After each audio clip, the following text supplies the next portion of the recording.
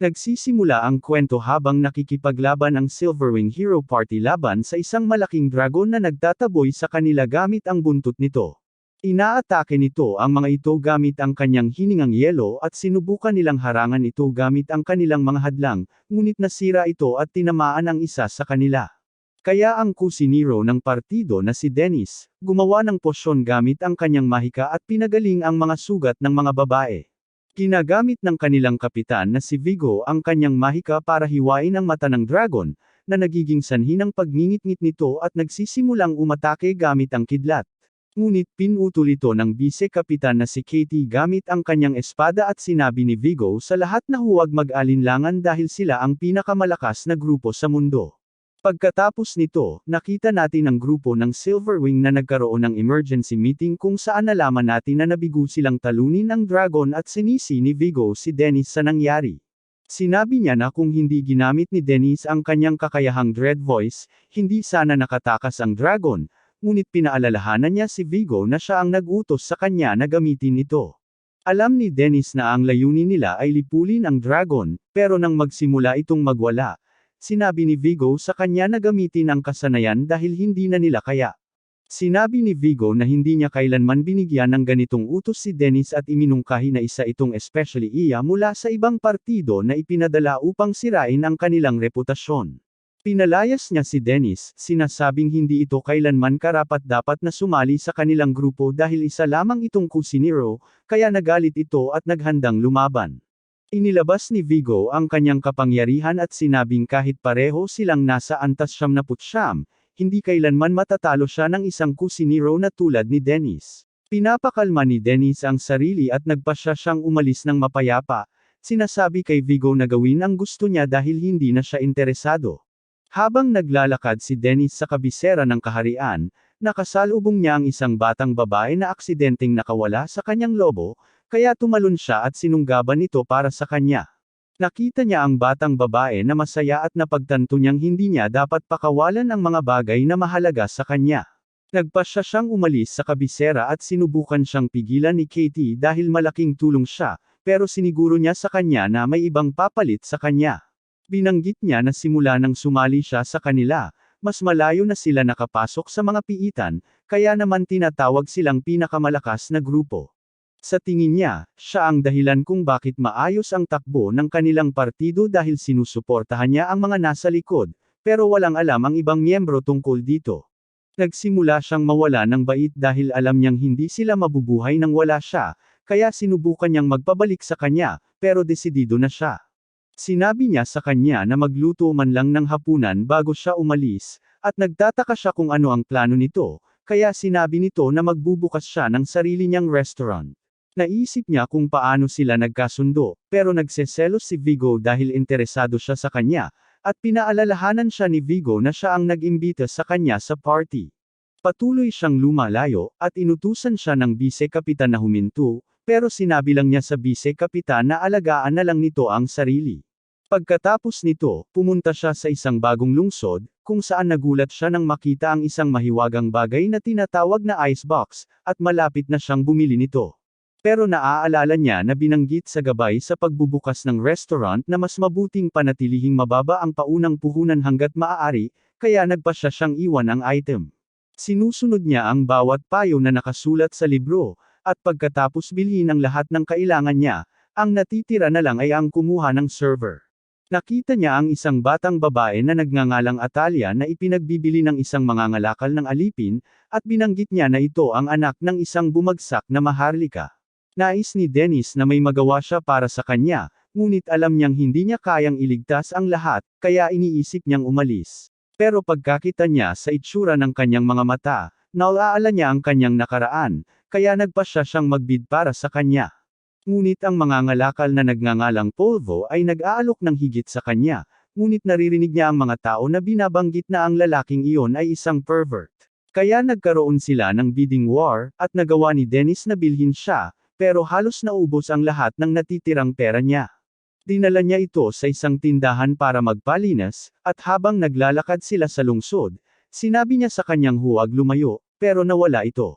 Natatakot siya sa nakikita niyang mga tao sa paligid niya, pero nagawa pa rin siyang hanapin ito, at humingi siya ng paumanhin dahil sa paglalakad ng masyadong mabilis. Tinanong niya ito kung bakit siya binili nito, kaya binanggit nito na dahil siya ay nagpapaalala sa kanya ng isang bagay mula sa kanyang nakaraan, at sinabi nito sa kanya na malaya siya, kaya nasa kanya na kung gusto niyang manatili sa kanya. Naririnig niya ang pagtunog ng tiyan nito, kaya nagluto siya ng pagkain para sa kanya, at habang kumakain ito, nagulat ito sa sarap nito. Nagsimula siyang umiyak, at naisip niya ang mga pinagdaanan nito, pero hindi siya magtatanong hanggat hindi siya handang magkwento ng kusa. Sa tingin niya, kahit mawalan ng pag-asa ang isang tao, kailangan pa rin nilang kumain, at tinanong niya ito kung gusto niya ang pagkain, pero nakita niyang malulunod na ito. Kinabukasan, nagtulungan sila para maihanda ang restaurant, at sinabi ni Dennis kay Ate Leon na siya ang magiging poster girl ng kanilang tindahan. Nasa sabik siyang maglingkod sa kanyang unang customer, pero nagulat sila nang makita nila ang isang batang babae na nagngangalang Henrietta, na pumasok na nakasuot ng buong baluti. Naalala ni Dennis kung paano nabanggit sa libro na may mga customer na hindi gusto ang kanyang ginagawa, kaya kailangan niyang iparamdam sa kanila na malugod silang tinatanggap. Sinabi niya kay Ate Leon na kumuha ng basong tubig, habang nagdedesisyon si Henrietta kung ano ang orderan, pero kinakabahan siya dahil nakatayo siya sa ibabaw ng ulo niya. Nag-order siya ng maliit na pagkain, na nagpalito sa kanya dahil napagtanto niyang walang pera ang babae, kaya nagpasya siyang lutuan siya ng maayos na pagkain ng libre. Ibinunyag niya na siya ay pinatalsik sa kanyang partido dahil siya ay babae, na nakakainis sa kanya dahil walang kinalaman ang kasarian sa kakayahan, at binanggit niya kung paanong ang bise-kapitan ng Silverwing ay babae rin.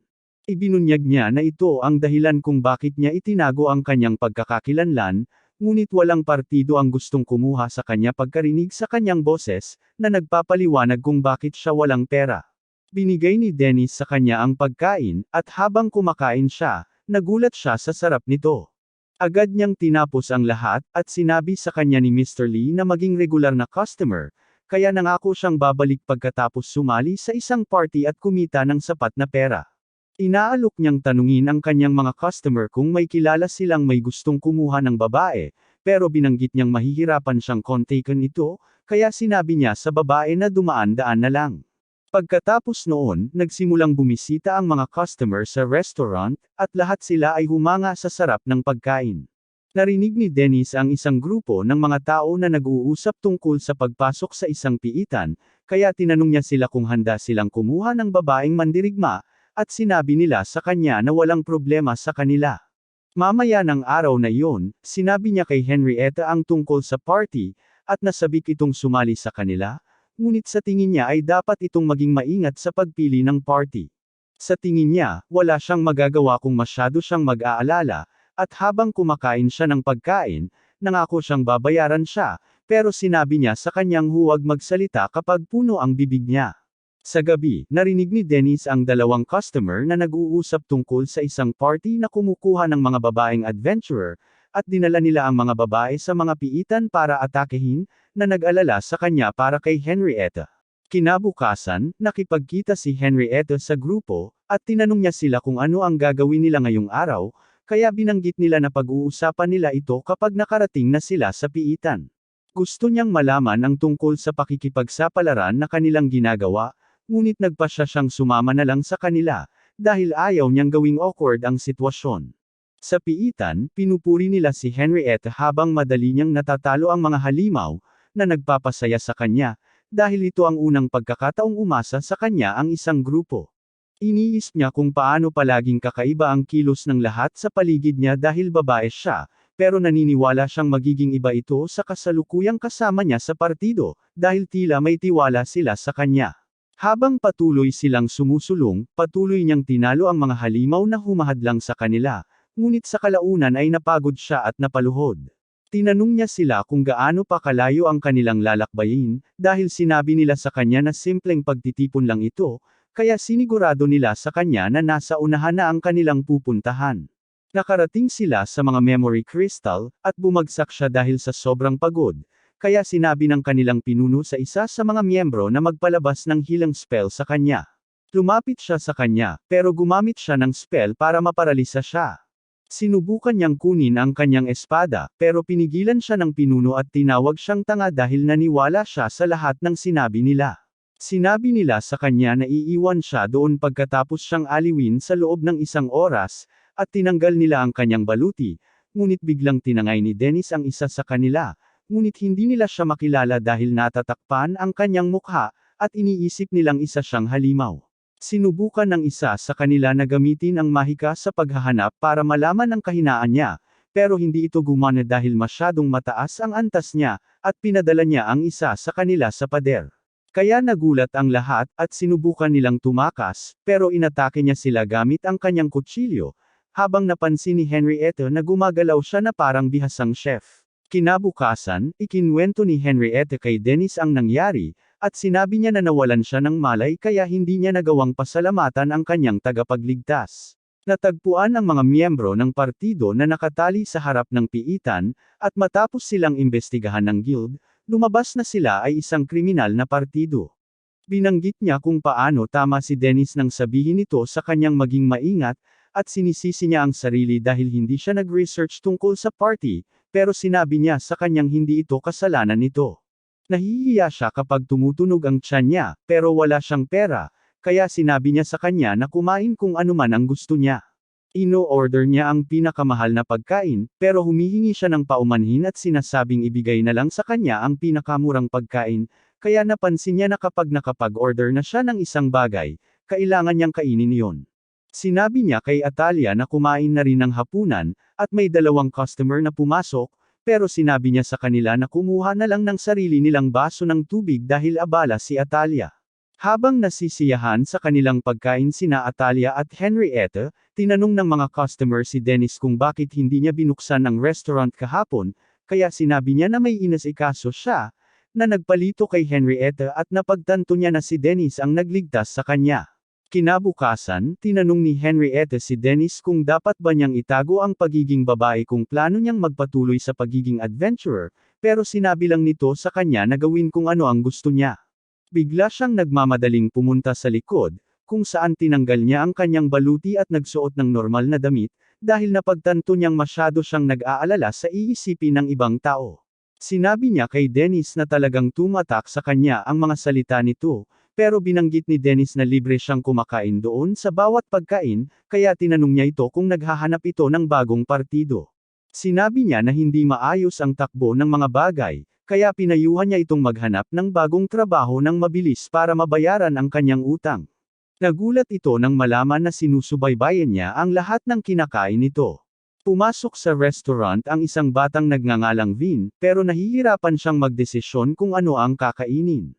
Sinusubukan nilang tulungan siya, pero tinatanggihan niya ang lahat ng kanilang mungkahi, na nakakainis kay Dennis. Sinabi ni Atalia sa kanya na umorder ng fried rice, kaya nagpasya siyang sundin ang suhestyon nito, at habang kumakain siya, namangha siya sa sarap nito. Tinatanong siya ni Dennis kung ano ang problema, dahil sa palagay niya ay naghahanap si Vin ng makikinig sa kanya, kaya binanggit niya na masyadong mababa ang antas ng lahat sa paligid niya. Nainis siya dahil ang iniisip lang ng lahat ay tapusin ang kanilang mga quest, at wala silang motibasyon na palakihin ang kanilang grupo, kaya sinabi ni Dennis kay Henrietta na matuto sa kanya, dahil hindi naman siya kumikita. Sinabi ni Vin na hindi niya maaaring payagan ang mga taong walang motibasyon na maging mga manlalakbay, dahil ang tunay na manlalakbay ay nag-e-explore ng mga hindi kilalang lupain, at sumang-ayon si Dennis sa kanya. Binanggit niya na nang sinabi niya ang parehong bagay sa mga miyembro ng kanyang partido, pinalayas siya ng mga ito, ngunit sa tingin niya ay okay lang iyon, dahil hindi naman siya gustong makasama sa isang partidong walang mataas na layunin. Ibinunyag niya na balak niyang sumali sa Silverwing at maging pinakadakilang salamangkero nila, ngunit sinabi ni Dennis sa kanya na siguraduhing hindi siya mag-iisa, dahil mahalaga ang mga pagtitipon para sa mga manlalakbay. Kaya sinabi niya na sasali siya sa isang party kung makakahanap siya ng mga taong makakasabay sa kanya, at binayaran niya ang kanyang pagkain. Sinabi kay Dennis na nagustuhan niya ang pagkain. Kinabukasan, bumalik si Vin at sinabi kay Dennis na sumali siya sa pinakamalakas na grupo sa lugar, na kilala bilang Night Mist Troop. Nagtataka si Dennis kung magkatugma ang kanilang antas, at binanggit ni Vin na hindi naman mahalaga iyon, dahil marami siyang advanced na kasanayan, kaya ang kailangan lang niyang gawin ay isagawa ang mga ito. Nagtataka siya kung magkakaroon siya ng cool na pangalan kung magiging miyembro siya ng Silverwing, at iniisip ni Dennis na kahit mayabang si Vin, hindi naman masama na gusto niyang umunlad. Kaya naniniwala siya na kung sanayin siya ng maayos ng isang grupo, magiging malakas siyang manlalakbay sa hinaharap. Binanggit ni Vin na pupunta siya sa ikalimang palapag para sa isang pakikipagsapalaran, kaya gumamit si Dennis ng mahikang panghanap para suriin ang kanyang mga istatistika at napagtanto na antas 17 siya, na masyadong mababa para pumunta sa ikalimang palapag. Tinanong siya ni Dennis kung hindi ba masyadong malalim para sa kanya, pero ipinaliwanag niya na hindi siya nag-aalala, dahil susuportahan siya ng mga piling miyembro ng kanilang partido. Sa tingin ni Dennis, nabasa lang ni Vin ang tungkol sa mga advanced na kasanayan at hindi niya alam kung paano gamitin ang mga ito, dahil ang antas ng isang tao ay nakadepende sa dami at kalidad ng mga kasanayan na mayroon sila. Kaya kung talagang alam niya ang mga ganitong advanced na pamamaraan, hindi naman ganoon kababa ang kanyang antas. Patuloy na sinisikap ni Dennis na babalaan siya laban sa pagpunta sa ikalimang palapag. Ngunit sinabi ni Vin sa kanya na hindi niya alam kung paano gumagana ang mundo ng mga adventurer, dahil hindi pa siya nakapunta sa piitan. Pagkatapos nito, bumili sina Dennis at Natalia ng mga gamit para sa restaurant, at nag-aalala pa rin siya kay Vin, pero alam niyang kailangang matutong maging responsable si Vin sa sarili niya. Narinig niya ang dalawang taong nag-uusap tungkol sa kung paano nila iniwan si Vin sa ikalimang palapag, para tingnan kung makakabalik pa siya ng buhay, kaya hinawakan ni Dennis ang dalawa at binugbog. Samantala, tumatakas si Vin mula sa isang grupo ng mga halimaw, ngunit naipit ang paa niya sa isang baging at sinubukan niyang gumamit ng spell para basagin ito, ngunit nagblanka ang isip niya. Hindi niya maintindihan kung bakit wala siyang maalala, at nagsimula siyang isipin ang mga mangyayari sa kanya kung mahahanap siya ng mga halimaw, kaya nagsimula siyang magpanik. Ngunit isang batang babae na nagngangalang Cynthia ang gumamit ng kanyang salamangka upang iligtas siya at nagpasalamat siya sa tulong nito. Ngunit sinabi nito sa kanya na huwag masyadong maging kampante, dahil kailangan pa rin nilang humanap ng paraan upang makatakas. Tinanong niya ito kung naligaw ba siya at napadpad doon, ngunit isiniwalat nito na iniwan din siya ng kanyang grupo, at binanggit niya kung paano siya laging nagdudulot ng problema sa iba, dahil wala siyang kakayahan sa anumang bagay. Kaya sa palagay niya ay nararapat siyang iwanan, ngunit nahihiya siya dahil alam niyang walang kinalaman dito ang binata. Sinabi niya na maghihintay lang sila sa pagdating ng kanyang grupo para iligtas siya, pero sinabi niya sa kanya na katulad lang siya nito, dahil walang darating para sa kanya. Sa tingin niya, dahil sa kanyang kakilakilabot na pagkatao, at sinabi niya na hindi totoo yun, pero sinabi niya sa kanya na wala siyang alam tungkol sa kanya. Sinabi niya na ito ang unang pagkakataon na nagbukas siya sa isang estranghero, na nagpabuti ng pakiramdam niya ng kaunti, at sinabi niya sa babae na may plano siya, na siya ang magsisilbing panlinlang para makatakas ito. Sinabi niya sa kanya na baka mamatay siya, pero binanggit nito na buong buhay siyang naging makasarili, at gusto niyang tiyakin na makaligtas siya dahil iniligtas nito ang kanyang buhay. Tumalon siya sa harap ng mga goblin, at sinubukang gamitin ang kanyang spell para pigilan sila, pero madali nilang nalampasan ito. Malapit na silang maabutan, pero ginagamit ni Dennis ang kanyang alkaymaya para gumawa ng malaking palayok na humaharang sa mga goblin, at nakikita natin na nakatikip pa rin siya sa kanyang mukha, kaya iniisip ni Vin na isa siyang halimaw. Sinimulan niyang atakehin si Dennis na tinanggal ang maskara para pakalmayan siya, at sinuntok niya si Vin dahil tumalon ito sa harap ng mga goblin ng walang plano. Habang naghahanda silang umalis, huminto siya para hanapin si Cynthia, ngunit nagulat siya dahil ang natira na lang ay ang kalansay nito. Pagkalabas nila sa piitan, nagpunta sila para alamin pa ang tungkol kay Cynthia, at napansin ng guild ng mga adventurer na nawala siya 13 taon na ang nakalipas. Gumawa sila ng libingan para sa kanya, at binanggit ni Dennis na narinig niya kung paano nagiging espiritu ang mga adventurer na namamatay sa piitan na Nagel iligtas sa iba pang mga adventurer. Nagpasalamat si Vin sa pagligtas niya sa kanya, at nagsimula siyang umiyak sa libingan nito, nangakong magiging makapangyarihang salamangkero para masagip niya ang mga batang babae na katulad nito. Inimbitahan siya ni Dennis na kumain sa kanyang restaurant, at sinabi niya kay Vin na magsaya, kung hindi ay hindi mapapayapa si Cynthia. Bigla siyang nakaramdam ng isang bagay, at naisip niya kung paanong noong nakaraan, Tinawag ng mga tao ang lahat ng hindi nila maipaliwanag na mahika, at nakita niya ang multo ni Cynthia, iniisip na siguro ay tunay na salamangkero ito. Nakikita natin ang isang batang babae na nagngangalang Rachel, na nagtatrabaho sa Night Mist Troupe, at isa sa kanyang mga nakatataas ang nagtatanong sa kanya kung kailan matatapos ang mga ulat. Humihingi siya ng paumanhin dahil hindi pa niya natatapos ang kanyang gawain, sinasabi sa kanya na hindi nagkakaroon ng karagdagang bilang ng mga gantimpala sa pagkumpleto, kaya sinabi sa kanya nito na magpatuloy sa pagtatrabaho. Sa wakas ay natapos niya ang mga ulat sa gabi, at inis siya dahil ang dahilan kung bakit natagalan ay dahil mali ang inilagay na numero ng kanyang senior. Pagod na siya, pero kailangan niyang gumising ng maaga bukas ng umaga dahil sa isang pakikipagsapalaran, at kahit hindi pa siya kumakain, huli na para bumili ng kahit ano dahil sarado na ang lahat ng restaurant. Nagpasya siyang pumunta sa restaurant ni Dennis sa pag-asang bukas pa ito, ngunit nadismaya siya dahil nagsasara na sila mismo sa harap niya, at naghanda siyang umalis. Pero pinapasok siya ni Atalia sa loob, at pinakiusapan si Dennis na paglingkuran siya, na ikinagulat nila dahil hindi naman siya kailanman humihiling ng anuman.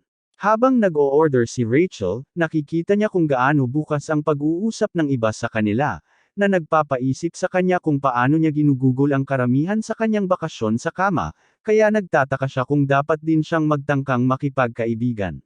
Inihain ni Dennis ang pagkain sa kanya, at habang kumakain siya, napansin niyang ito ang pinakamasarap na bagay na nakain niya sa buong buhay niya. Sinimulang ikwento ni Henrietta ang lahat ng mga ulam, pero pinaalalahanan siya ni Dennis na maghanap ng trabaho para mabayaran niya ang kanyang utang. Nagsimulang tumawa si Rachel pagkatapos nilang makita na nagtatalo sila, pero bigla siyang umiyak, habang iniisip kung gaano ka-boring ang kanyang buhay. Naaalala niya kung paano nag-ipon ang mga tao sa kanyang bayan para maipadala siya doon, at gusto niyang kumita ng sapat para mabayaran sila, pero hindi niya matiis kung gaano kalungkot ang kanyang buhay.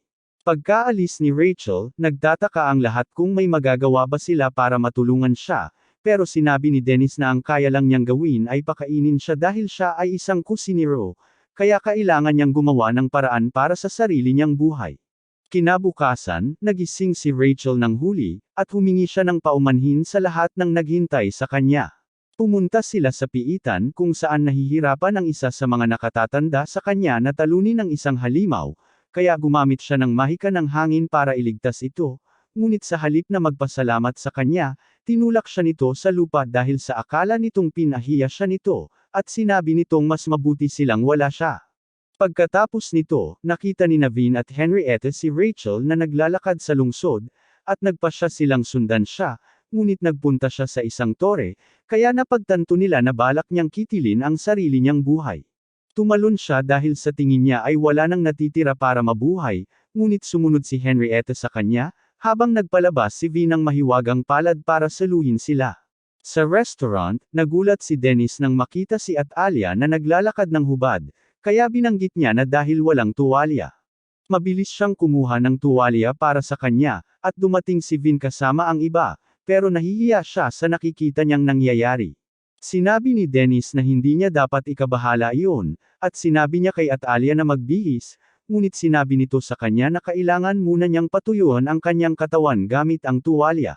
Napansin ni Dennis na kasama rin nila si Rachel, at pagkatapos nilang ikwento ang lahat sa kanya, binanggit niya na kung gaano kaseryoso ang isang tao, ganoon din karami ang trabahong tatanggapin nila. Sa tingin niya ang tanging magagawa lang nila ay hayaan siyang magpahinga, pero sa tingin ni Vin ay hindi ito posible, dahil nagtatrabaho siya para sa tropa ng Night Mist, kaya sinabi ni Dennis na kakausapin niya sila. Dumating sa restaurant si Hopper, ang pinuno ng tropa ng Night Mist, at humingi siya ng paumanhin dahil kinailangan ni Dennis na alagaan si Rachel. Gumagamit si Dennis ng mahika sa paghahanap at nakikita niyang level 51 si Hopper, na humahanga sa kanya, dahil mas mataas ito kumpara sa karaniwang adventurer. Sinabi niya kay Hopper na nagpapahinga si Rachel sa sandaling ito, at sinabi na aalis siya sa kanilang party para magpagamot, ngunit ipinakita ni Hopper sa kanya ang kontratang mayroon sila sa kanya. Hindi makapaniwala si Dennis na pumirma siya sa isang bagay na napakasama, at tinawag niya silang isang grupo ng mga manloloko, dahil balak nilang kunin ang lahat mula sa kanya. Samantala, iniisip ni Rachel na mas mabuti pang patay na lang siya, at sinabi ni Atalia sa kanya na naisip din niyang kitilin ang sarili niyang buhay, pero inilabas siya ni Dennis mula sa kadiliman. Sinabi niya na dapat kumain si Rachel ng masarap, at kung balak pa rin niyang kitilin ang sarili niyang buhay, tatanggapin ni Atalia ang desisyon niya. Huling beses na hiniling ni Hopper kay Dennis na ibigay si Rachel, at hindi niya maintindihan kung bakit iniisip ni Hopper na siya ay isang mahalagang tao, kaya ipinaliwanag niya na sa bawat bayan na may piitan, ang pinakamalakas na grupo ang may tunay na kapangyarihan at sinabi na ang pilak na pakpak ang pinakamagandang halimbawa nito. Binyantaan niyang susunugan ang restaurant kung hindi gagawin ni Dennis ang sinasabi niya, pero biglang lumitaw si Katie at sinabi ni Dennis sa kanya na may mahalagang ginagawa siya sa sandaling ito. Naiinis siya sa pagkarinig nito, dahil napakalayo ng kanyang pinuntahan para makilala siya, at kinikilala siya ni Hopper bilang pangalawang commander ng Silver Wing. Sinabi ni Dennis sa kanya na maghintay habang inaasikaso niya ang sitwasyon, at sinubukan niyang makipag-ayos kay Hopper, ngunit nag-ambala sila ng yakapin ni Katie si Vin, sa pag-aakalang babae ito. Pero binanggit ni Dennis na lalaki siya, at nagtataka si Vin kung ano ang relasyon niya kay Dennis, kaya sinabi niya na dating miyembro ito ng Silver Wing. Sinabi niya na sila ay halos magkasosyo, na ikinagulat ng lahat, at napagtanto ni Hopper na hindi niya dapat kawayan si Dennis, kaya sinunog niya ang kontrata at pinayagan si Rachel na umalis sa party. Galit si Katie dahil sinubukan niyang pakialaman si Dennis, kaya tinanong niya ito kung gusto niyang sirain ang buhay ni Hopper sa kaharian, pero sinabi nito sa kanya na tigilan ang pagiging mayabang. Tinanong niya kung ano ang gusto niyang kainin, habang lumabas si Atalia kasama si Rachel at sinabihan siyang paglengkuran din ito. Pareho silang nag-order ng parehong ulam, at napansin ni Rachel na masarap ito, habang masaya si Atalia na nag-e-enjoy siya sa pagkain. Inimbitahan ni Katie si Dennis na bumalik sa Silver Wing, dahil simula nang umalis siya, nasa bingit na ng pagkawasak ang party. Binanggit niya na siya ang naging haligi ng kanilang huling bantay, kaya lahat ng umaasa sa kanya ay laban kay Vigo, ngunit tumanggi siyang bumalik, sinasabi sa kanya na nasisiyahan siya sa kanyang buhay. Sinabi niya na karamihan sa kanyang mga regular na customer ay mga tanga, pero mas gusto niyang kasama sila kaysa bumalik sa isang nakaka-stress na party. Bumalik si Katie sa kabisera ng kaharian, kung saan niya nakasalubong si Vigo, na nagtanong sa kanya kung bakit siya pumunta kay Dennis, kaya binanggit niya na namiss niya ang pagluluto nito. Sinusubukan niyang kumbansihin siyang ibalik si Dennis, pero tinanggihan niya ang kahilingan nito at inutusan itong lumayo sa kanya. Samantala, nakikita natin na puno ng mga customer ang restaurant, habang nagsimulang tumulong si Rachel kay Dennis dahil doon na siya nakatira. Sinabi ni Vin sa kanya na magpahinga muna, ngunit napansin niya na hindi siya mapakali maliban kung nagtatrabaho siya, at napansin niya na tumutulong din sa kanya si Atalia. Binigay ni Dennis ang kanilang order, at hindi nagulat si Henrietta na parami ng parami ang regular na customer ng restaurant. Pero muli siyang pinaalalahanan nito na isa siyang freeloader, at nagulat ang lahat na hindi pa rin niya nababayaran ang kanyang utang, kaya sinabi niya sa lalaki na nahihirapan siyang makahanap ng trabaho. Nagtataka si Vin kung kakayanin ni Dennis ang napakaraming order, at binanggit niya kung paano mas masaya rin si Atalia, kaya nagtataka si Rachel kung may magandang nangyari. Biglang nabitawan ni Dennis ang kanyang palayok, at sinabi niya kay Vin na pumunta doon sa araw ng kanyang pahinga, dahil kailangan niya ang payo nito sa isang bagay.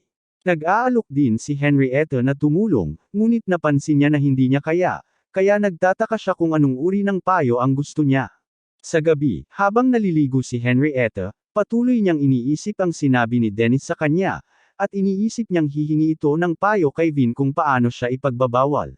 Samantala, sinabi ni Dennis kay Vin na sa tingin niya ay may kasintahan si Atalia, at napagtanto niya na iyon pala ang gusto ni Dennis na hinga ng payo. Sinabi niya na simula nang bigyan niya ito ng baon, madalas na siyang naglalakad, kaya nagpasya siyang sundan ito, at nakita niya itong kasama ang isang lalaki. Binanggit ni Vin na baka magkaibigan lang sila, at kung ganoon na lang ang pag-aalala ni Dennis, dapat na lang niya itong tanungin ng direkta, pero wala siyang lakas ng loob na gawin iyon. Nagagalit siya at sinasabing kung talagang may kasintahan siya, dapat muna itong dumating para bisitahin siya na may dalang kahon ng merienda, at tumatanggi siyang tanggapin ang sinumang hindi man lang nasa antas 80. Tinanong sila ni Atalia kung ano ang pinag-uusapan nila, na ikinagulat ni Dennis, at binanggit ni Vin na tinatanong niya si Dennis tungkol sa pagluluto, kaya napansin niya na gusto rin niyang matutong magluto. Sinimulan niyang turuan silang dalawa, ngunit nagulat si Vin na mas binibigyan siya ng pansin, at naalaala ni Dennis ang panahong natuto siyang magluto. Habang natatapos sila sa paggawa ng ulam, humanga siya kay Atalia, pero hindi man lang niya tiningnan ang inihanda ni Vin. Biglang lumabas si Atalia, at habang nagigising si Rachel, binigyan siya ni Dennis ng listahan ng bibilhin, habang sila ni Vin ay sumunod kay Atalia.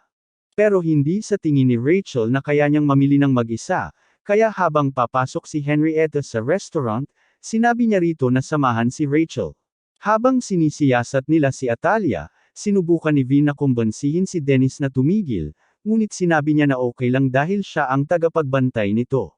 Ipinakita niya kay Vin ang batang kasama niya, at nagalit siya dahil sinusubukan ng batang manalo sa kanya, pero sa tingin ni Vin ay maganda na nakakagawa siya ng bagong kaibigan.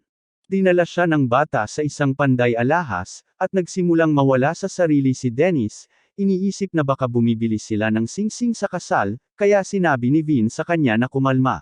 Nakikita natin sina Henrietta at Rachel habang namimili sila, at napansin ni Rachel na may mali kay Henrietta, na binanggit na iniisip niya kung paano babayaran si Dennis. Hindi maintindihan ni Rachel kung bakit wala siyang pera kahit naglalakbay siya, kaya napansin ni Henrietta na ginagastos niya ang lahat ng kinikita niya sa kanyang kagamitan at mga potion.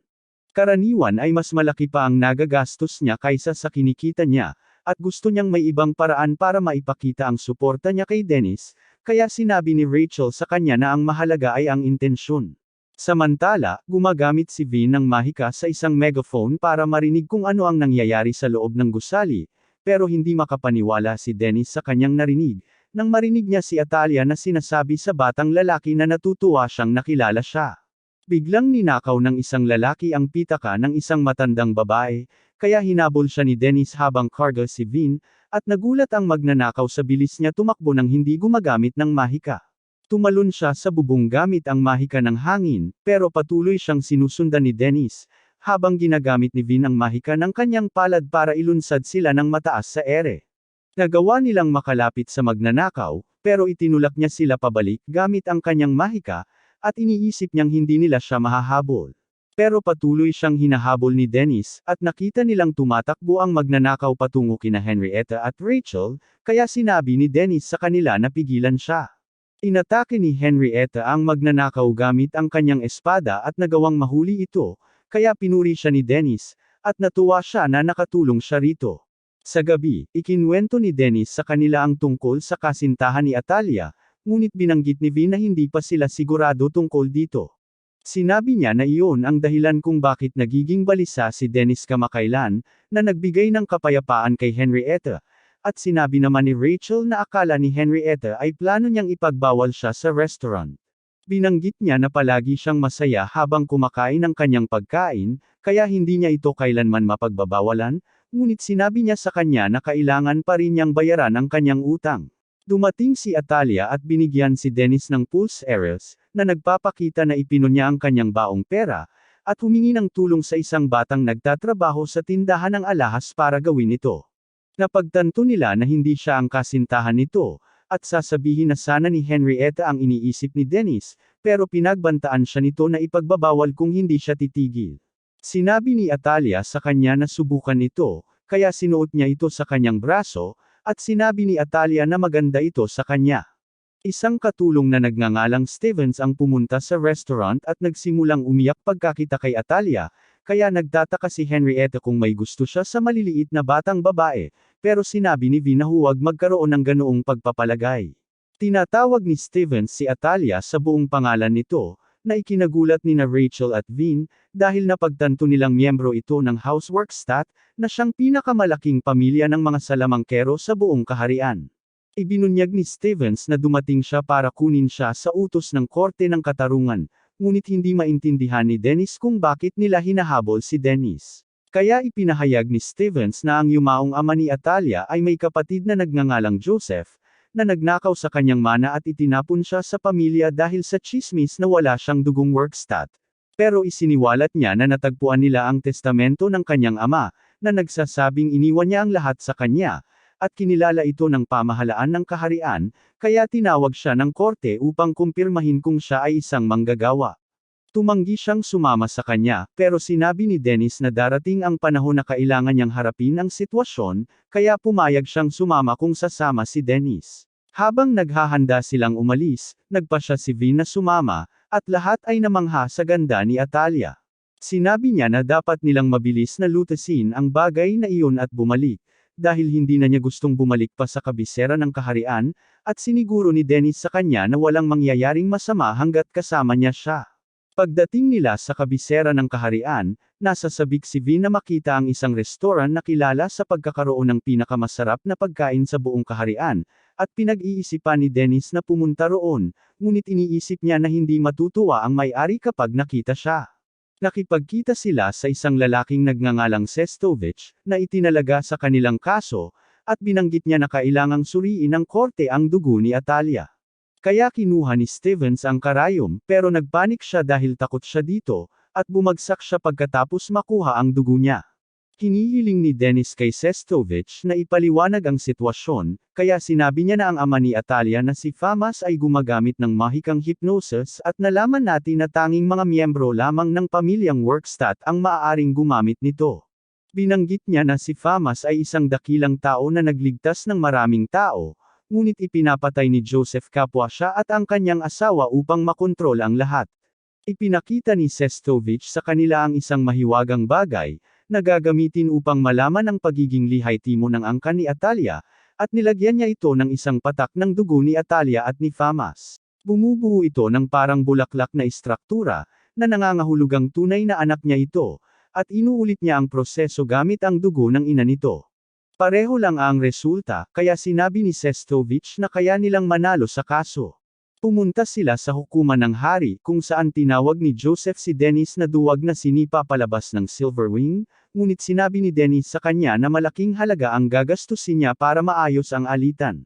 Isa sa kanila ang nagsabi sa hukom na si Atalia ay anak ni Famas at ng kanyang karaniwang babae, kaya hindi siya karapat-dapat mamuno sa pamilya, ngunit sinabi ni Sestovich na iyon ang dahilan kung bakit ginaganap ang paglilitis. Naghanda silang kunin ang dugo ni Atalia, ngunit natakot siya muli pagkakita sa karayom, kaya pinakalma siya ni Dennis. Nagpasya silang magpalabunutan para malaman kung sino ang mag-a-activate ng mahiwagang bagay, at si Stevens ang napili, kaya isinagawa niya ang pagsubok gamit ang dugo ni Famas at Atalia. Kinumpirma ng resulta na siya ang anak niya, ngunit nang ulitin ang proseso gamit ang dugo ng asawa niyang si Elisa, hindi pumasa ang pagsusuri. Sa tingin ni Sestovich may mali, kaya humihiling siya ng isa pang pagsusuri, pero sinabi ni Joseph sa kanya na anuman ang gawin niya, pareho pa rin ang resulta, dahil si Atalia ay anak ni Famas sa kanyang kalaguyo. Sinabi ng hukom na dahil anak siya ni Famas, kahit man lang, mamamana niya ang kaalaman at mga libro nito, habang si Joseph naman ang makukuha ang kayamanan at kapangyarihan. Pero napansin ni Dennis na may mali kay Stevens, kaya hinawakan siya ni Dennis, at napagtanto niya na ginamit ni Stevens ang dugo niya para dayain ang pagsusulit. Ibinunyag niya na ginawa niya ito dahil inalok siya ni Joseph na muling maging butler, at sinabihan siya ng hukom na tumigil, ngunit galit siya dahil alam niyang lahat ay inayos ni Joseph. Ipinakita niya sa kanila ang mga napili nilang loto, na nagpapakitang walang minarkahang isa sa kahon, dahil si Stevens na ang napili para gawin ang trabaho. Inutusan ni Joseph ang mga kabalyero na pigilan siya, at naghanda siyang wasakin silang lahat, ngunit pagkatapos ay pinakalma siya, sinabihang isipin kung ano ang mangyayari kay Atalia kung may mangyari sa kanya. Pagkatapos nito, napagtanto ni Dennis na nagkamali siya sa pagdala kay Atalia doon, at sinabi ni Sestovich na dapat man lang nilang tingnan ang mga libro. Kaya pumunta sila sa isang lumang gusali, pero binanggit niya na naging imbakan na lang ito na walang gumagamit. Sa huli, napunta si Atalia sa isang nakatagong silid, at habang naglilibot sina Vin at Sestovich, hindi sila makapaniwala sa dami ng mga bihirang aklat na naruroon. Nagsimulang mawala sa katinoan si Vin, dahil nasa harap na niya ang buong kasaysayan ng sangkatauhan at ng mahika, ngunit iniisip ni Sestovich na dapat silang kumuha ng isang magtatasa sa lahat. Nagtataka siya kung ang layunin ni Fama ay iwanan si Atalia kasama ang mga libro, At tinanong siya ni Dennis kung ano ang gusto niyang gawin sa kanyang kayamanan, kaya napansin niya na dapat nilang dalhin ito sa restoran para mabasa ng lahat. Kinabukasan, nakasalubong ni Vin ang isang lalaki na mukhang si Dennis na nagngangalang Heath, ngunit pakiramdam ni Vin ay ibang-iba ito kumpara kay Dennis. Nakikita natin na puno na naman ang restaurant ng mga customer, at karamihan sa kanila ay mga salamangkero at pantas na interesado sa mga librong minana ni Atalia. Hindi sila makapaniwala kung gaano kabihira ang lahat ng ito, pero sinigawan sila ni Dennis na umalis pagkatapos nilang matapos kumain, dahil hindi naman sila nasa library. Isa sa kanila ang nagsabi na kaya niyang gamutin ang sakit ng kanyang asawa gamit ang isa sa mga libro, kaya humingi siya ng pahintulot na hiramin ito, at pinayagan siya ni Atalia na dalhin ito. Kaya naman, nagsimula na ring magtanong ang iba pang mga customer kung maaari nilang hiramin ang mga libro. Ngunit sinabi ni Dennis sa kanila na espesyal na kaso iyon. Pagkatapos nito, sinimulan ni Dennis na gamitin ang lahat ng kanyang kakayahan sa pagluluto, at nagtataka si Vin kung okay lang na masyadong bigyan siya ng presyon, ngunit napansin niya na hindi matatapos ang mga order kung hindi siya magsisikap. Bumabalik tayo sa pagkabata ni Dennis, at habang nakaupo siya sa ulan sa isang kalye, nakita niya ang isang babaeng nagngangalang Jean na nahulog ang pitaka, kaya ibinalik niya ito sa babae. Dinala niya ito sa isang restaurant kung saan siya ang head chef, at nilibre niya ito ng pagkain dahil sa pagtulong sa kanya. Habang sinisimulan niyang kainin ito, umiyak siya ng mapagtanto kung gaano kasarap ito, kaya pinakalma siya nito.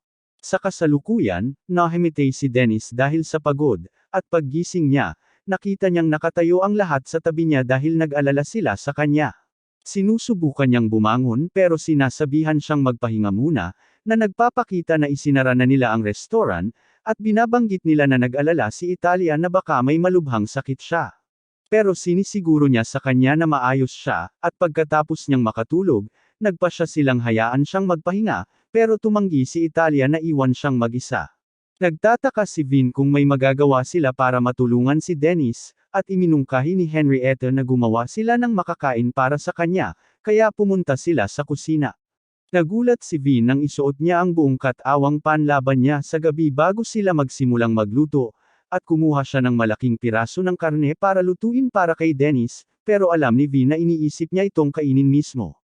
Kinuha niya ang kutsilyo at naghahandang hiwain ang karne, pero pinigilan siya ni Vin, dahil mukhang hihiway niya ang buong kusina, at nagsimula silang mag-away, pero pumasok si Sestovich sa restaurant. Samantala, iniisip ni Italia na siya ang may kasalanan kung bakit pagod si Dennis, dahil dinala siya nito sa Royal Capital, pero masaya pa rin siya na kasama niya ito. Bumabalik tayo sa panahon kung saan dinala ni Jean si Dennis sa isang restaurant, ngunit naiinis ang ibang mga chef dahil patuloy siyang nagbibiro sa kanila.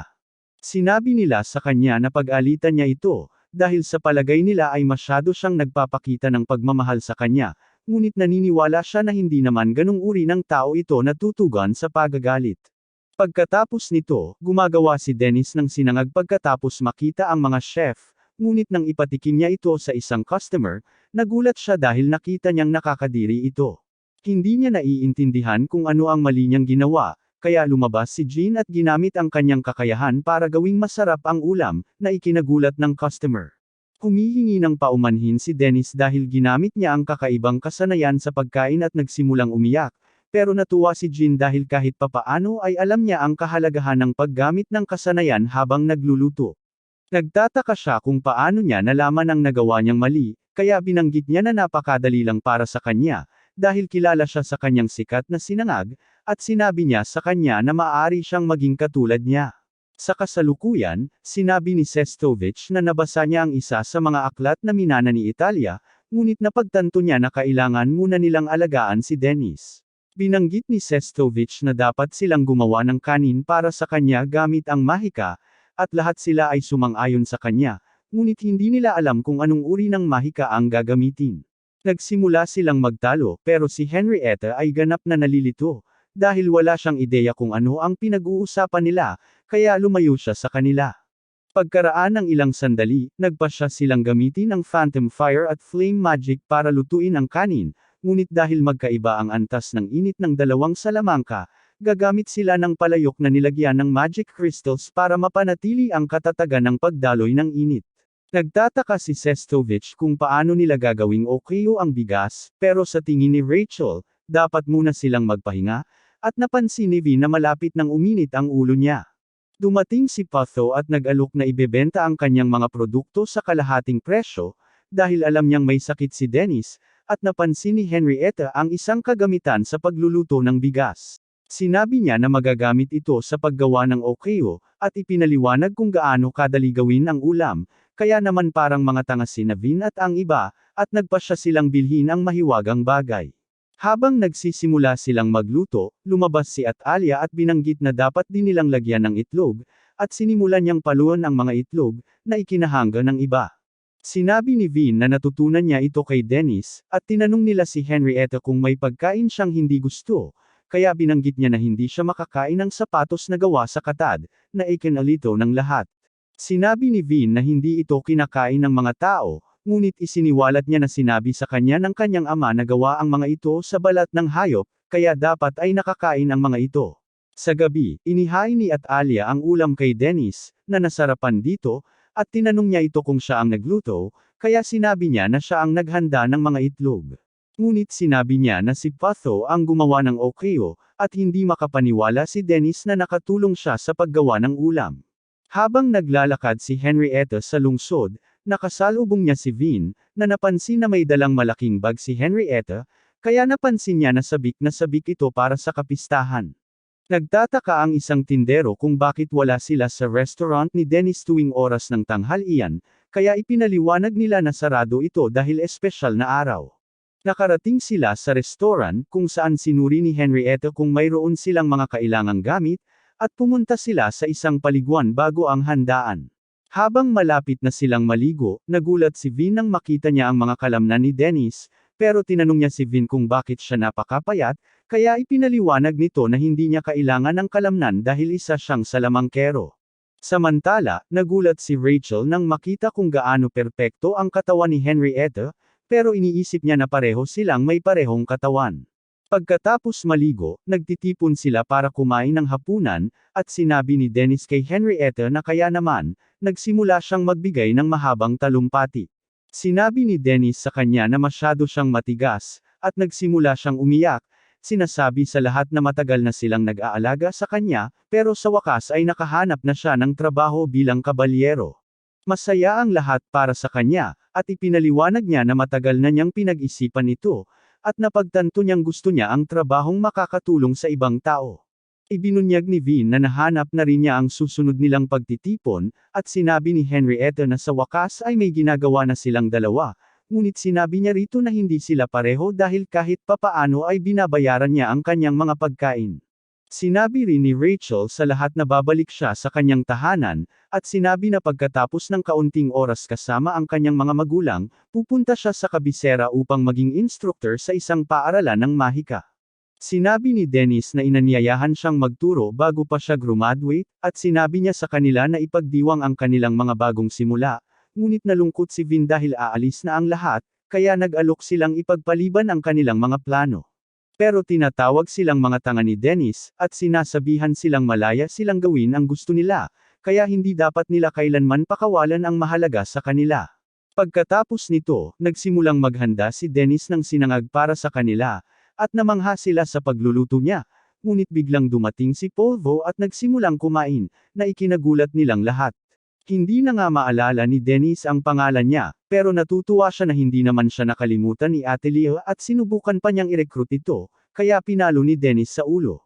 Alam niya na tinulungan sila ni Polvo noong may sakit siya, kaya nagpasalamat si Dennis sa kanya, pero nagtataka siya kung ano ang ginagawa ni Polvo doon, kaya napansin niya na gusto niyang ilibre sila sa isang malaking handaan. Ipinakita niya sa kanila ang kanyang bihirang karne, kaya agad itong pinutol ni Dennis at inihain sa kanilang lahat, ngunit napansin ni Polvo na si Atelier lang ang gusto niyang tretuhin. Nagseselos siya nang makita niyang pinapakain niya si Dennis, kaya pinapakain din niya ito, na nagpasaya sa kanya ng husto kaya siya natambas sa lupa. Tinanong ni Vin si Dennis kung may kaugnayan siya sa Black's restaurant, dahil sa korte, tinawag siya ng hukom na Dennis Black. Kaya ipinahayag niya na pinayagan siya ng head chef na nagpalaki sa kanya na gamitin ang pangalang iyon, ngunit hindi niya alam kung gusto pa niyang gamitin ito, dahil umalis siya matapos magkaroon ng pagtatalo. Binanggit niya na nangyari ito noong malapit na siya sa level 90, pero ngayon na iniisip-isip niya ito, napagtanto niya na sinubukan lang siyang babalaan laban sa pagiging mayabang. Sa tingin ni Vin, may dahilan siya para maging tiwala sa sarili, dahil level 99 na siya, na halos pinakamataas na level na maaabot niya, pero binanggit niya na nang umalis siya sa restaurant, akala niya mabilis lang siyang aabot sa level 100. Nagsimula siyang maglakbay sa buong mundo para patunayan kay Jean na siya ang tama, at napunta siya sa Silver Wing, pero hindi niya kailanman naabot ang level 100. Dalawa sa mga regular na customer ni Dennis ang nagtungo sa restaurant, at hindi sila makapaniwalang sarado ito sa araw na iyon, ngunit biglang lumitaw ang dalawang lalaki at itinulak ang isa sa mga babae sa sahig. Kaya tinamaan ng mga babae ang isa sa kanila ng mahiwagang pana, at ang isa naman ay nagtangkang tumakas, kaya gumamit ng spell ang mga babae para mahuli siya, pero nagulat ang lahat nang biglang sumiklab ang apoy. Napansin ni Dennis at ng iba na may usok na nanggagaling sa restaurant, kaya nagmadali silang pumunta doon at nagulat sila nang makitang nasusunog ito. Ipinakita ng mga babae sa kanila ang mga lalaking nagdulot ng sunog, at alam ni Vin na galing sila sa pero sinabi nila kay Dennis na ang bahay ng Workstat at ang Silverwing ay naghahanap din sa kanya. Napatay ni na Dennis at ng iba ang apoy, pero nasunog ng husto ang restaurant na nagpaiyak kay Henrietta. Sa tingin ni na Rachel at Vin, sila ang may kasalanan, dahil sila ang naging dahilan kung bakit napasali si Dennis sa tropa ng Night Mist, pero sinabi ni Dennis sa kanila na huwag sisihin ang sarili nila, dahil siya ang nakipag-away sa bahay ng Workstat at sa Silverwing. Binanggit niya na magbubukas na lang siya ng restaurant sa ibang bayan, na ikinagulat ng lahat, at sinabi nila sa kanya na kailangan nilang magtulungang labanan ang kanilang mga kaaway. Pero pinaalalahanan niya sila na kalaban nila ang pinakamalakas na partido sa pinakamalaking marangal na bahay sa kaharian, kaya wala silang pag-asa. Hindi maintindihan ni Vin kung bakit ganoon ang kanyang pag-uugali, at tinanong niya si Dennis kung ano ang nangyari sa kanyang dating sarili, kaya napansin niya na bumalik na siya sa katinoan. Kinuha niya ang pera at ligtas siya, at tinanong siya ni Natalia kung sigurado siya sa kanyang desisyon, kaya binanggit niya na patuloy lang silang susundan kung makikipag-away sila, at walang garantiya na magiging maayos ang lahat. Humihingi siya ng paumanhin sa kanya dahil nasunog din ang mga libro nito, pero wala siyang pakialam, dahil ang tanging nais niya ay maging masaya ang mga customer. Binanggit niya na gusto niya ang bayan, at sinabi ni Natalia na mas maganda ito kaysa sa kabisera, kaya sinigurado niya sa kanya na babalik sila para bisitahin ito kapag maayos na ang lahat. Habang naghahanda silang umalis, nagulat si Dennis nang makita niya ang mga taong nagtipon sa labas ng kanyang restaurant at lahat sila ay tumangging paalisin siya. Alam ni Vin na si Dennis ay uri ng taong hindi makatiis makitang may ibang nasasaktan, pero wala siyang pakialam kapag siya ang may problema. Sinabi ni Vin na lahat sila ay mga itinapon na napadpad doon, at alam niya na ganoon din ang nangyari kay Dennis, pero tumanggi siyang muling itapon si Dennis dahil kailangan siya ng lahat. Iniisip niya kung gaano siya kaawa-awa, dahil palagi niyang sinasabi sa lahat na hindi dapat bitawan ang mga bagay na mahalaga sa kanila, pero siya mismo ang gumagawa ng parehong bagay, kaya nagpasya siyang manatili sa bayan. Sa tingin ni Henrietta, dapat bigyan ng pangalan ang kanilang koponan, kaya iminungkahi ni Natalia na tawagin silang Vin. Sinabi niya kay Dennis na may sabihin sa lahat, kaya sinabi niya na tatalunan nila ang mga kontrabida. Tinanong siya ni Vin kung may plano siya, pero bago pa siya makasagot, biglang dumating si Katie. Humingi siya ng paumanhin dahil hindi niya napigilan ang mga lalaki na sunugin ang restaurant kahit narinig niya si Vigo na pinag-uusapan ang plano niyang gawin ito. Sinabi ni Dennis na hindi niya kasalanan iyon, at hiniling niya sa kanya na sabihin sa kanya ang tungkol sa paggalaw ni Vigo, ngunit binanggit niya na siya pa rin ang bise-kapitan ng Silverwing, kaya hindi niya siya matutulungan. Humihingi siya ng paumanhin dahil sa paghingi ng labis sa kanya, at paalis na siya, pero bigla siyang nagbago ng isip at nagdesisyong sabihin sa kanya ang lahat. Pagkatapos nito, habang naglalakbay ang lahat patungo sa kabisera, ibinunyag ni Dennis na umabot na sa antas 100 si Jean, na ikinagulat ng lahat. Nagsimulang mawala sa sarili si Vin, dahil kailangan ng pambihirang talento para makarating man lang sa level 99 ang isang tao, at sinubukan siyang pakalmayan ni Dennis, pero tumanggi siyang manahimik. Sinabi niya na kakaunti lang ang mga alamat sa kasaysayan ng sangkatauhan na umabot sa antas 100, na nangangahulugang nasa antas nila si Jean, ngunit binanggit ni Dennis na pinahusay lang niya ang kanyang kasanayan sa pagluluto, kaya mas mahina pa siya sa kanya sa labanan.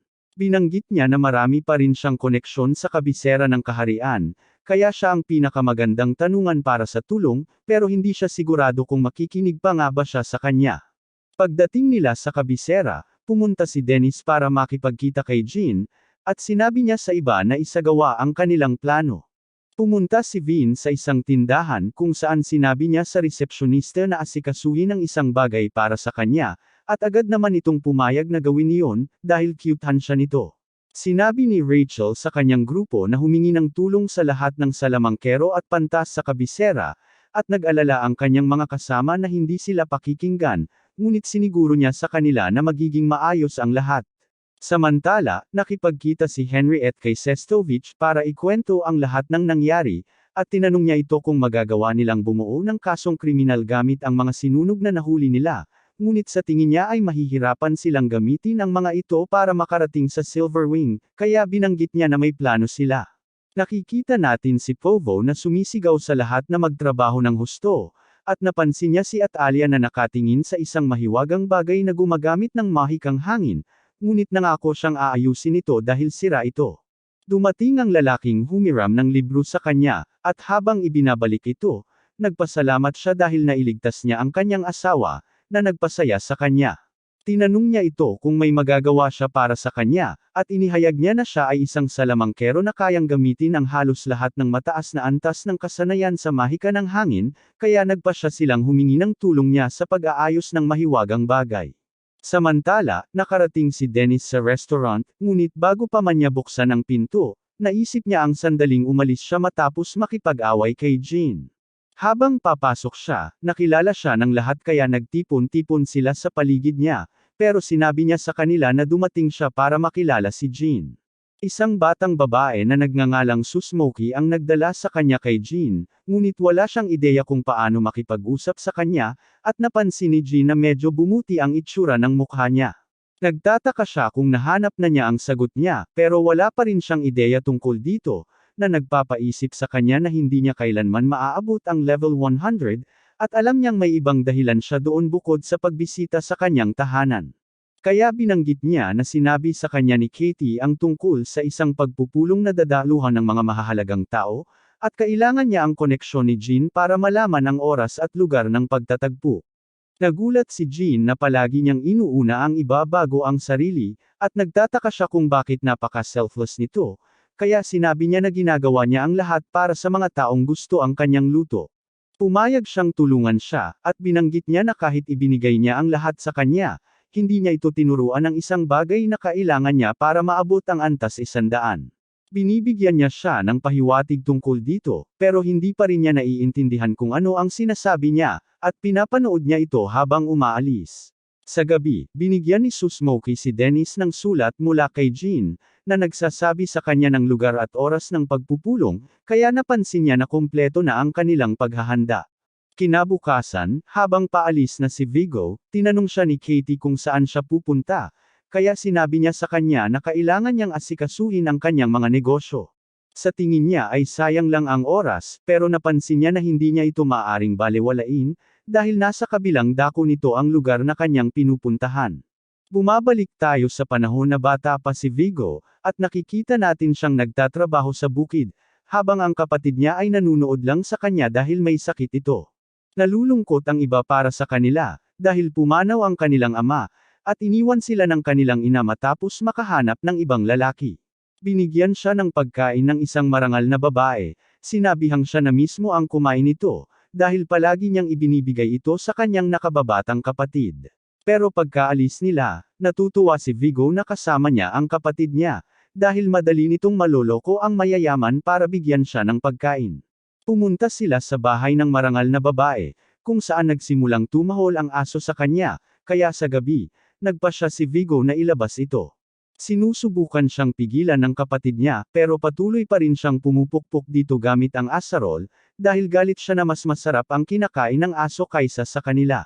Kinabukasan, natagpuan ang bangkay ng aso, habang natagpuan ng mayordomo ang madugong araro na ginamit ni Vigo sa pagpalo sa aso. Pero binanggit niya na nakalimutan niyang iuwi ito, kaya tiyak na ibang tao ang gumamit nito. Napansin ng katulong na may mantsa ng dugo sa damit ng kapatid ni Vigo, kaya tinanong niya ito kung pinatay nito ang aso. Ngunit sinipa ni Vigo ang katulong na nagpapakitang siya ang pumatay. Napansin ng babae na dapat siyang parusahan sa kanyang mga ginawa, at nang umuwi siya sa gabi, napansin ng kanyang kapatid na may latay sa kanyang likod. Sinunog ni Vigo ang bahay ng Maharlika para makapaghiganti, at iniisip na dahil kinuha na niya ang lahat mula sa kanya, isa na siyang karaniwang tao tulad niya, ngunit natakot sa kanya ang kapatid niya at tumakas. Pagkatapos nito, ginugugol ni Vigo ang lahat ng oras niya sa pagsasanay, at kapag malakas na siya, pumupunta siya sa kabisera, kung saan sinisimulan niyang hamanin ang mga taong mas malaki kaysa sa kanya. Minamaliit nila siya dahil payat siya, pero madali niya silang natatalo, at hindi sila makapaniwala na hindi sila makalaban sa kanya. Sa kalaunan, sumali siya sa isang grupo na tinatawag na Silver Fang, at humanga ang lahat sa lakas niya dahil nagagawa niyang talunin ang lahat ng halimaw ng mag-isa. Tinanong ng kapitan si Vigo kung bakit hindi siya nakikipagtulungan sa sinuman, kaya ipinaliwanag niya na hindi niya gustong maging madali ang mga laban, na nagpalinaw sa kapitan na ang layunin niya ay maabot ang antas 100. Kaya sinabi niya kay Vigo na ang isang party ay hindi para sa mga taong gustong pataasin ang kanilang antas, at isang dragon sa kuweba ang lumitaw sa harap nila. Napagtanto ng kapitan na pumasok sila sa teritoryo nito, at iniisip niyang hindi ito aatake sa kanila maliban kung sila ang mag-uudyok, ngunit sinaksak ito ni Vigo ng kanyang kutsilyo, at iniwan ang kapitan upang labanan ito ng mag-isa. Namatay siya sa huli, kaya ginawa ng mga miyembro ng grupo si Vigo bilang kanilang bagong pinuno, ngunit kalaunan ay iniwan nila siya dahil hindi sila sang-ayon sa kanyang mga pamamaraan. Kaya naman, nag-recruit siya ng mga bagong miyembro at binuo ang Silver Wing. Sa kasalukuyan, nakipagkita si Vigo kay Joseph at sa iba, at isinara niya ang mga bintana para walang makakita sa kanila, ngunit binanggit ni Joseph na wala siyang dapat ikatakot. Sinabi ni Vigo sa kanya na naasikaso na nila ang restaurant na kinasasangkutan ni Italia, at siniguro niya kay Hopper na walang masamang mangyayari sa kanya, dahil kasama nila ang pinakamataas na ranggong hukom sa palasyo ng hari. Sinabi ng hukom na sigurado ang kanilang kinabukasan, ngunit balak ni Joseph na pamahalaan ang buong kaharian mula sa anino, at sa palagay niya ay dapat nilang pasalamatan si Dennis dahil siya ang nagdala sa kanila. Pumasok si Vin sa silid na nagbalat kayo bilang waiter, at binanggit niya na nakalimutan ng kusinero na ilabas ang isa sa mga ulam, ngunit nagulat sila nang malaman na kanin lang pala ang niluto. Pero habang kumakain si Joseph, napagtanto niya na napakasarap nito, at sinabi niya kay Vin na ilabas ang kusinero, dahil gusto niyang magtrabaho ito sa kanyang kusina. Naisip ni Vigo kung gaano kasuklam-suklam si Joseph, dahil hindi naman siya nagpa-practice ng kanyang mahika at ipinapakita lang niya ang kapangyarihang ninakaw niya sa iba. Sa tingin niya, lahat sila ay basura, at balak niyang alisin ang mga ito kapag dumating ang oras, dahil magpapaisip ito sa mga tao na siya ang nagligtas sa kaharian mula sa mga kriminal na tulad nito. Naniniwala siyang magiging marangal siya nito, pero hindi siya titigil doon, dahil balak niyang pabagsakin ang hari at pamunuan din ang kaharian sa mga karatig bansa nito. Sinabi ni Joseph kay Vigo na tikman ang sinangag, at habang kumakain siya, napagtanto niya na ito ay niluto ni Dennis, na biglang pumasok sa silid, at gusto niyang parusahan sila dahil sinunog nila ang kanyang restaurant. Tinanong siya ni Vigo kung ano ang kanyang layunin, dahil mapaparusahan siya ng kamatayan kung sasaktan niya si Joseph o ang hukom, ngunit wala siyang pakialam dito. Sinabi niya na talagang pinagalit nila siya, at habang sumisigaw siya, natakot sila ng husto kaya napaluhod sila, na ikinagulat ni Vigo. Nag-alok si Joseph na gagawin ang lahat para palayain siya ni Dennis, kaya sinabi niya kay Joseph na ibalik ang mga magulang ni Ate Liar, pati na rin ang mga aklat na sinunog niya.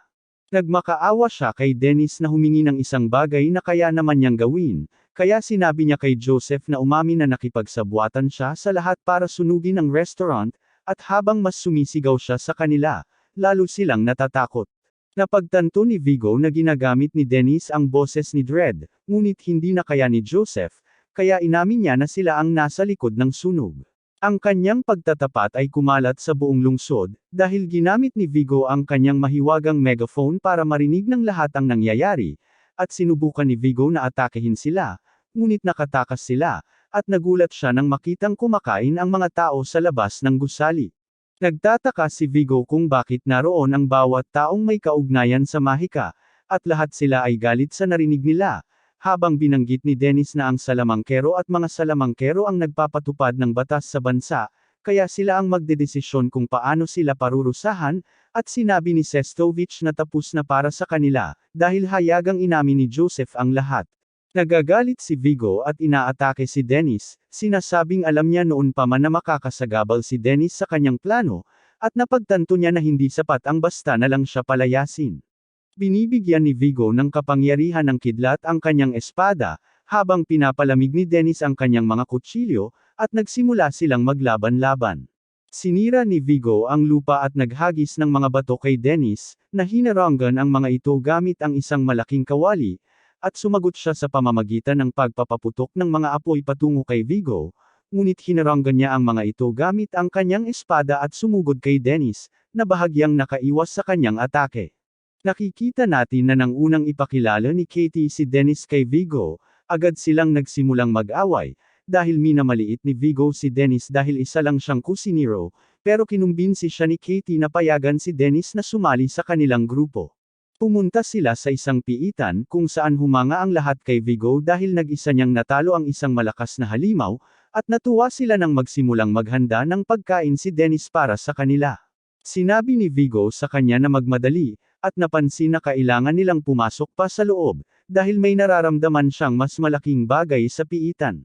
Pinapaalalahanan siya ni Dennis na tapos na sila sa kanilang pakikipagsapalaran, ngunit sinabi ni Vigo na ang kanyang layunin ay palakihin palalo ang pilak na pakpak, at para magawa iyon, hindi siya maaaring tumigil kahit isang sandali. Tinawag siyang sakom ni Dennis kaya binanggit niya na nagtrabaho siyang mabuti para maabot ang kasalukuyang posisyon niya, at balak niyang patuloy na makamit ang mga bagong tagumpay, pero hindi naiintindihan ni Dennis ang paraan ng pag-iisip niya.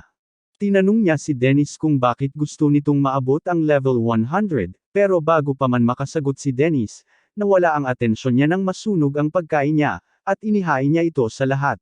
Natutuwa siyang makitang nagustuhan ito ng lahat, kasama na si Vigo, at nagpasalamat si Katie sa kanya dahil maayos ang pagtakbo ng kanilang party dahil sa kanya, pero tumanggi pa rin si Vigo na purihin siya. Nakikita natin si Vigo habang nagtatanggal siya ng isang miyembro ng partido, at binigyan siya ni Dennis ng pagkain bago siya umalis, dahil wala na siyang ibang magagawa para sa kanya. Pagkatapos nito, humihingi ng paumanhin si Vigo sa isang maharlika dahil sa pagkabigo sa isang trabaho, ngunit sana raw ay isa sa kanila ang namatay, dahil magiging magandang kwento sana iyon. Kaya nagalit si Vigo at naghandang atakehin ang maharlika, ngunit pinigilan siya ni Dennis. Pumunta sila sa isang restaurant kung saan tinanong ni Vigo si Dennis kung hindi ba siya nagagalit sa pagtingin ng mga maharlika sa kanila, sinasabi sa kanya na may kapangyarihan silang magpatira pa sa kanilang paanan. Pero nasisiyahan lang si Dennis sa pagkain, at sinasabi kay Vigo na may mga bagay na hindi nila kayang baguhin. Sa kasalukuyan, patuloy pa rin silang naglalaban, at ginagamit ni Vigo ang kanyang kakayahang sirain upang basagin ang kutsilyo ni Dennis, ngunit agad niya itong inaayos. Alam niya na maaari siyang mamatay kung tatamaan siya, kaya pinahuhusay niya ang kanyang pandama, at hindi maintindihan ni Vigo kung bakit ganito kamasigasig si Dennis, dahil hindi pa siya nakipaglaban sa isang laban na alam niyang matatalo siya. Tinawag niya si Dennis na isang batang walang muwang na nagkaroon ng swerte na tanggapin, at binato niya ng kutsilyo si Dennis habang sumusulong siya, ngunit nailega nito ang mga atake at gumawa ng malalaking kawali para bitagin si Vigo. Pero pinutol niya ang mga ito, at inatake niya si Dennis gamit ang kanyang espada, pero hinaranggan niya ito gamit ang isang sirang kawali. Na-disappoint si Vigo na iyon lang ang kaya niya, at patuloy silang nagbanggaan, habang si Navin at ang iba ay nag-iisip na kahit malakas si Vigo, kaya pa rin siyang makipagsabayan ni Dennis, ngunit tila nag-aalala si Ate Liar. Pinadala ni Vigo si Dennis sa ere, na nagpapaisip sa kanya kung bakit niya sinubukang maabot ang antas at naaalala niya ang panahong sinabi sa kanya ni Jean na hindi niya ito kailanman maaabot, dahil palagi siyang gumagawa ng mga bagay ng kalahati lang. Kaya tinanong niya ito kung ano ang kailangan niyang gawin para makamit ito, ngunit binanggit niya na hindi niya kailanman makakamit ito kung hindi niya mismo hahanapin ang sagot. Tinatanong niya sa sarili niya kung bakit niya gustong maging kusinero, at napagtanto niya na hinahabol niya ang pakiramdam na nakuha niya mula sa sinangag na ginawa ni Jean noong araw na pinatira siya nito. Nais niyang siya ang magsilbi ng masasarap na pagkain, upang mabigyan niya ng lakas ang mga taong nahihirapan sa kanilang buhay, at mapangiti sila pagkatapos nilang kumain ng kanyang luto. Malapit na siyang mawalan ng malay, pero naririnig niya ang lahat na tinatawag ang pangalan niya, at nadismaya siya sa itsura na nakita niya sa kanilang mga mukha. Sinaklo ni Vigo ang kanyang espada ng kidlat, at naghandang tapusin siya, ngunit naaalala niya kung paano sinabi ni Jean sa kanya na ang huling piraso upang maabot ang antas 100 ay nakabaon sa kanyang puso. Sa wakas ay naintindihan niya ang ibig sabihin nito, at habang hinaharangan niya ang atake ni Vigo, nagsimulang kumikinang ang kanyang katawan. Natangay si Vigo, at nagliwanag ang buong lugar, habang nagtataka ang mga kaibigan ni Dennis kung ano ang nangyayari. Sinabi niya na hindi sapat ang paggawa lang ng masarap na pagkain, dahil kailangan din niyang maging malakas upang maprotektahan ang mga ngiti ng mga malalapit sa kanya, kaya determinado siyang maging pinakamalakas na chef. Hindi maintindihan ni Vigo kung ano ang nangyayari, pero napagtanto niya na nagal level up si Dennis, at sinubukan ni Vigo siyang saksakin, pero nailagan ni Dennis ang lahat ng atake niya. Tumalon siya sa ere at inatake si Vigo, na sinubukang harangan siya, ngunit napilitang manatili sa lupa ang mga paa nito, habang ginamit ni Dennis ang bago niyang kakayahan at sinabihang bawal siya sa kanyang restaurant. Isang haligi ng liwanag ang nagpabagsak kay Vigo sa lupa, at hindi siya makapaniwalang nawala ang kanyang posisyon, iniisip na kaya pa rin siyang manalo kung makakabangon siya, ngunit napagtanto niyang hindi man lang siya makagalaw. Wala siyang ideya kung ano ang nangyayari sa kanya, at binanggit ni V na ginagamit ni Dennis ang kanyang natatanging kakayahan, na nakuha niya pagkatapos umabot sa level 100. Ayaw maniwala ni Vigo na doon magtatapos ang kanyang kwento, kaya patuloy siyang nagtatangkang bumangon, ngunit natapos na ni Dennis ang paggamit ng kanyang kakayahan, at nakita natin na lubos nang natalo si Vigo. Malapit nang mawala ng malay si Dennis, pero nasalo siya ng mga kaibigan niya, at hiniling niya sa kanila na ipaghanda siya ng sinangag. Ibinalik ni Ate Liar ang kanyang pulse arrows, kaya isinuot niya ito sa kanyang braso at nagpasalamat sa kanya sa pag-iingat nito. Pagkatapos nito, pumunta si Kenny sa restaurant ng Black, kung saan sinabi niya kay Jean na dumating siya para tulungan si Dennis kung sa tingin niya ay nasa panganib ito, at sa tingin ni Jean ay dapat siyang nakialam, ngunit binanggit niya na iyon ang unang pagkakataon na nakita niyang seryosong nakipaglaban si Vigo, na nagpalinaw sa kanya na mawawalan siya ng buhay kung makikialam siya sa maling oras. Nagtataka siya kung paano nakarating si Dennis sa level 100, kaya sinabi ni Jean na natuklasan niya ang dahilan kung bakit siya nabubuhay sa mundong ito. Binanggit niya na hindi ito tungkol sa mga umiiral ng pamamaraan o kasanayan, at ipinaliwanag na may kinalaman ito sa kung ano ang kayang gawin ng isang tao na hindi pa nakikita ng mundo. Sinabi ni Kenny na alam niyang kakaibang tao si Jean, kaya hindi siya nag-expect ng direktang sagot, pero hindi niya maintindihan kung ano ang sinasabi ni Jean. Sinabi niya na nagkataon lang na dalawang magagaling na chef na tulad niya at ni Dennis ay ipinanganak sa parehong panahon, ngunit pareho silang kumuha ng magkaibang landas. Binanggit niya na pinili niyang maging pinakadakilang tagaluto, habang nagpasya naman siyang maging pinakamalakas na chef, upang maprotektahan niya ang mga ngiti ng kanyang mga kaibigan. Sa tingin ni Kenny, hindi angkop sa isang chef ang kasanayan ni Dennis na antas 100, kaya sinabi ni Jean sa kanya na dahil bobo ito, na nagpatawa sa kanila. Nakita natin si Heath na nag-aalmusal, at tinanong niya ang isang babaeng nagngangalang Fiorenzo kung gusto nitong kumain din, pero tinanggihan nito ang alok niya, sinasabing trabaho nitong protektahan siya. Binanggit niya na natalo sina Vigo at Joseph, pero wala siyang pakialam dito, at muli siyang inalok ng kagat mula sa sandwich niya. Akala niya lahat ng ginawa ni Vigo ay bahagi ng plano ni Heath, pero sinabi niya na hindi siya kailanman aasa sa gayong tao, at hindi siya nag-aalala na natalo si Vigo. Tinanong niya ito kung sa tingin niya ay hindi kayang talunin ni Dennis si Vigo, ngunit sinabi nito na hindi siya kailanman nagduda kay Dennis, dahil ito ang kanyang nakababatang kapatid.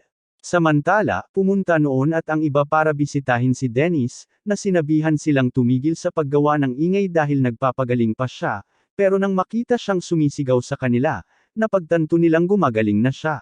Ipinakita nila sa kanya ang plano ng restaurant, at isiniwalat na kumuha si Polvo ng mga manggagawa mula sa isang kumpanya ng construction upang muling itayo ito, na nagpasaya kay Dennis. Tiningnan niya ang mga plano, at napagtanto niyang iba ang layout ng loob, kaya binanggit nila na gumawa sila ng ilang pagbabago.